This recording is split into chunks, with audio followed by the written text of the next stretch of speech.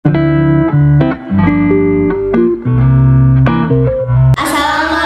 warahmatullahi wabarakatuh. Perkenalkan, kami dari kelompok 2 Geografi kelas 10 IPS 3 akan memperkenalkan diri. Pertama-tama, nama saya Hamis Remaya dan Perkenalkan nama saya Alia. Perkenalkan nama saya Nadia. Perkenalkan nama saya Aulia. Perkenalkan nama saya Azela. Perkenalkan nama saya Sasa Julianti. nama saya Cika Agustin. Alhamdulillahirabbil alamin. Semoga Allah Subhanahu wa taala membantu melancarkan presentasi ini. Mari kita tanamkan dalam diri kita bahwa kita menuntut ilmu bukan hanya untuk urusan dunia saja, tapi untuk Allah Ta'ala. Sebelumnya, terima kasih kepada Bapak Taufan selaku guru geografi kami yang selalu membimbing kami, juga teman-teman sekalian yang menonton video ini, dan rekan-rekan saya yang membantu proses jalannya presentasi dari awal sampai akhir. Terima kasih semuanya. Kami akan membahas materi mengenai atmosfer. Sebagai pendahuluan akan diawali oleh saya, Hamis Remaya. Sadarkah kalian, jika kalian membutuhkan udara, kalian akan bernafas sedalam-dalamnya, menghirup udara segar dan bersih. Paru-paru secara otomatis akan menyerap unsur oksigen untuk menyertai peredaran darah tubuh kita. Pertanyaannya, apa jadinya jika kita hidup tanpa oksigen? Tentu saja kita sebagai makhluk hidup, tumbuhan, manusia, hewan akan mati secara konyol. Sepenting itu unsur oksigen bagi kehidupan kita. Lapisan udara itulah yang dinamakan dengan atmosfer. Atmosfer tersusun dari berbagai macam gas. Atmosfer melindungi kita dari berbagai macam gangguan luar angkasa, membuat kehidupan manusia di bumi dapat bertahan hidup dari dulu sampai sekarang, membuat suhu udara bumi relatif stabil, yang bikin siang nggak panas-panas banget, juga yang bikin malam nggak dingin-dingin banget. Meskipun manusia mendapatkan dampak manfaat yang luar biasa dari atmosfer, tapi manusia sendiri itulah yang dapat merusak atmosfer itu sendiri. Contohnya seperti penggundulan hutan, efek rumah kaca, maraknya asap pabrik, itu membuat rusak lapisan ozon. Apa dampaknya? Dampaknya itu suhu yang relatif stabil akan menjadi tidak terkendali dan semakin panas. Lalu yang akan dijelaskan selanjutnya adalah cuaca dan iklim. Nah, cuaca dan iklim itu terdengar sama bukan? Namun mereka memiliki perbedaan.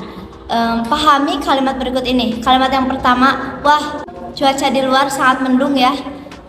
Lalu kalimat yang kedua, bulan ini tidak terjadi hujan sehingga terjadi kekeringan di mana-mana.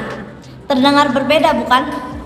Kalimat yang pertama menunjukkan waktu saat itu juga dan waktunya relatif singkat. Itulah yang dinamakan dengan cuaca. Lalu yang kalimat kedua, waktunya relatif panjang dan lama. Itulah yang dinamakan dengan iklim. Setelah saya berbincang-bincang lama tadi, sebenarnya apa sih tujuan kita melakukan presentasi ini? Yang pertama adalah untuk memberikan informasi mengenai atmosfer, mengenai cuaca dan iklim, mengenai jenis-jenisnya, mengenai ciri-cirinya, semua akan kami bahas di sini. Lalu yang kedua, jika kita mengetahui materi-materi berikut secara mendalam, maka akan tersadar dalam diri kita bahwa sepenting itu menjaga lingkungan. Atmosfer memiliki beberapa sifat. Di antaranya yang pertama, tidak berwarna, tidak berbau, dan tidak dapat disentuh, kecuali jika sedang bergerak dalam bentuk angin. Yang kedua, dinamis dan elastis, sehingga dapat memuai jika terjadi pemanasan oleh sinar matahari dan mengerucut jika dalam suhu udara yang dingin. Yang ketiga, transparan, sehingga dapat ditembus oleh sinar matahari atau radiasi matahari. Yang keempat, mempunyai berat sehingga dapat menimbulkan tekanan. Yang kelima, tetap berada pada 1000 km di atas permukaan air laut karena adanya gaya gravitasi bumi. Yang keenam, mengikuti gaya rotasi dan revolusi. Saya akan membahas lapisan atmosfer dan pemanfaatannya. Yang pertama, troposfer. Troposfer merupakan lapisan udara yang terletak pada ketinggian 0-10 km di atas permukaan bumi. Ciri-cirinya dari troposfer yaitu merupakan satu-satunya lapisan yang mengandung air, sehingga pada lapisan atmosfer terjadi segala fenomena yang berhubungan dengan pembentukan cahaya. Yang kedua, ada troposfer. merupakan lapisan udara yang terletak pada ketinggian 10-30 km di atas permukaan bumi. Ciri-ciri lapisannya yaitu pergerakan udaranya cenderung tenang. Selain itu, pada lapisan ini terdapat ozon yang berfungsi untuk melindungi bumi dari radiasi sinar UV. Seperti yang kita tahu, sinar UV berbahaya bagi kesehatan.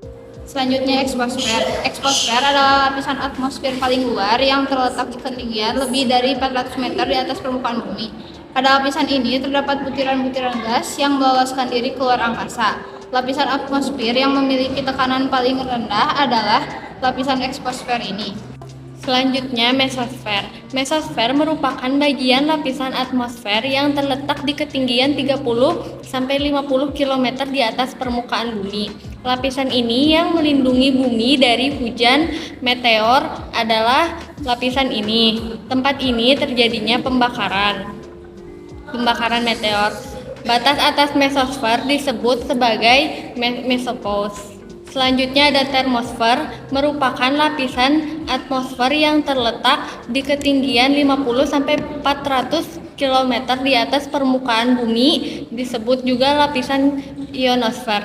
Ciri-ciri lapisan termosfer yaitu suhunya semakin meningkat seiring dengan ketinggiannya.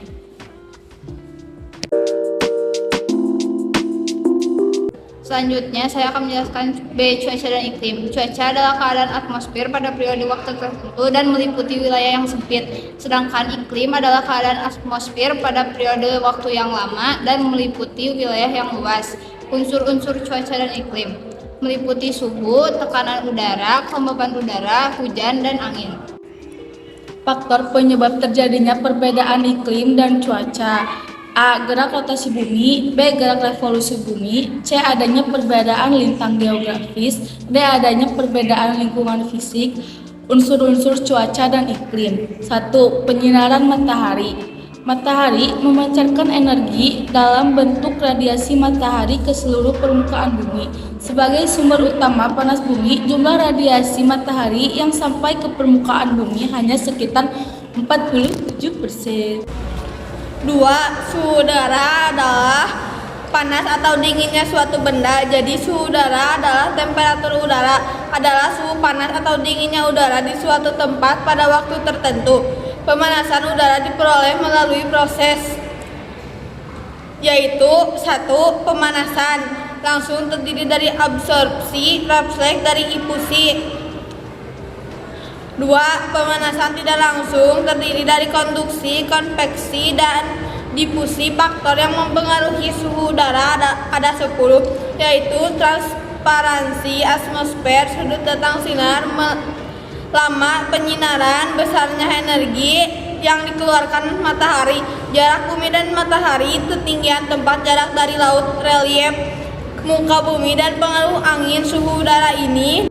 Angin adalah massa udara yang bergerak di atas permukaan bumi dari tekanan udara yang tinggi ke tekanan udara yang rendah.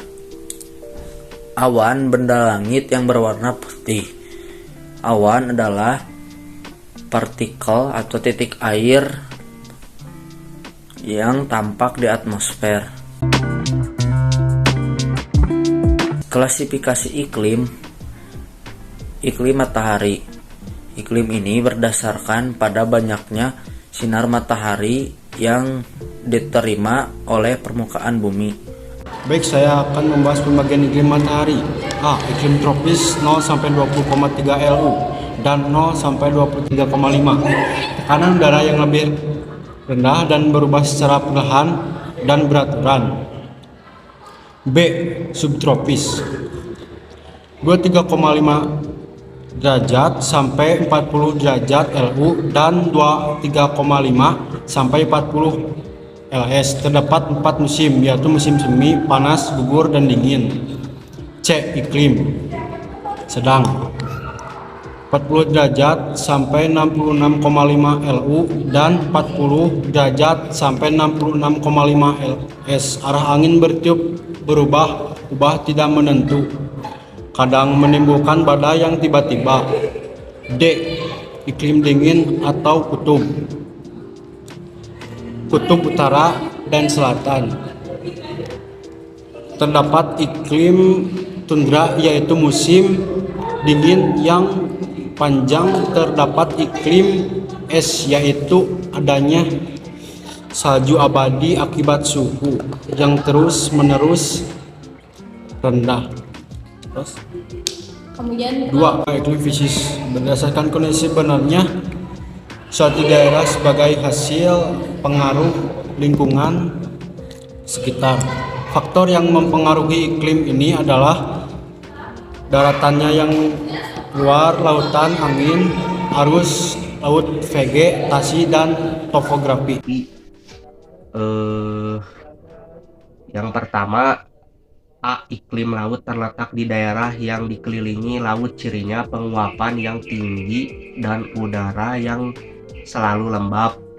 B. Iklim darat terletak di tengah-tengah benua, cirinya adalah kelembapan rendah dan perbedaan suhu saat mencolok sehingga memungkinkan adanya pada rumput. C. Iklim gunung adalah iklim yang terdapat di daratan tinggi, cirinya adalah terdapat di daerah yang beriklim sedang dan kadang banyak turun salju. D. Iklim musim, iklim yang terdapat di daerah yang dilalui oleh angin musim, cirinya adalah setengah tahun angin laut basah yang menimbulkan hujan dan setengah tahun bertiup angin laut kering atau musim kemarau. D. Iklim pola curah hujan di Indonesia. 1. Iklim di Indonesia terdapat 3 macam yang dapat memengaruhi iklim di Indonesia secara keseluruhan, yaitu iklim musim, tropis, laut. Saya ingin melanjutkan materi yang telah disampaikan oleh teman saya. A. Iklim musim. Iklim ini sangat dipengaruhi oleh angin musiman yang berubah setiap periodenya. Biasanya satu periode angin muson adalah 6 bulan, dan iklim ini terdiri dari 2 jenis, yaitu muson barat dan muson timur. B. Iklim tropis. Daerah yang berada di garis khatulistiwa akan mengalami iklim tropis dan hanya memiliki 2 musim. Iklim tropis bersifat panas sehingga wilayah Indonesia panas yang mengandung banyak pola curah hujan yang tinggi. C. Iklim laut. Indonesia merupakan negara kepulauan yang luas yang memiliki wilayah laut yang luas, sehingga penguapan air laut ke udara yang lembab menjadikan pola curah hujan yang tinggi. Adapun pola umum curah hujan di Indonesia adalah sebagai berikut. A. Pantai sebelah barat setiap pulau memperoleh jumlah hujan selalu lebih banyak daripada pantai sebelah timur. B. Curah hujan di Indonesia bagian barat lebih besar daripada Indonesia bagian timur. C. Curah hujan juga bertambah sesuai dengan ketinggian tempat.